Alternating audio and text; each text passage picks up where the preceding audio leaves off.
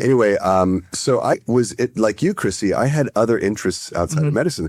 I initially wanted to go into sports physical therapy. I did not want to do medicine.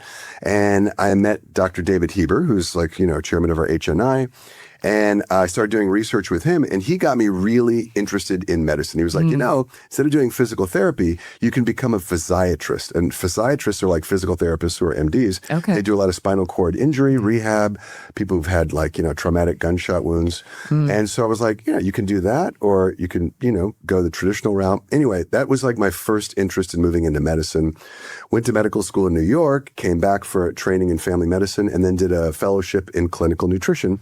And then a job opened up here at Herbalife 21 years ago. Okay. So, so I think we have a rich history of, different doctors here. And I think it's exciting that we're doing that. Now, this is all in the context of really what John brought to the company, the Herbalife 24 line, but obviously the company has just evolved so much. So we talk about the sports line of products, but we really want to talk about the principles of nutrition. We'll talk performance, but also general nutrition. Yeah. So what are you guys excited about discussing in this podcast? There's so many different directions we can go.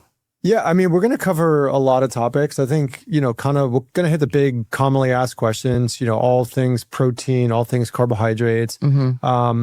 I'll probably talk a lot from maybe an endurance athlete focus. That's kind of my background as a cyclist. Did some ultra running, now kind of do a lot of like backcountry skiing and like, mountain adventure stuff. So heavy on the endurance thing. Check his Instagram. It's insane. But I think what we'll try to do is balance that with also resistance training and those kind of guys, just to kind of give a little bit of a dual perspective.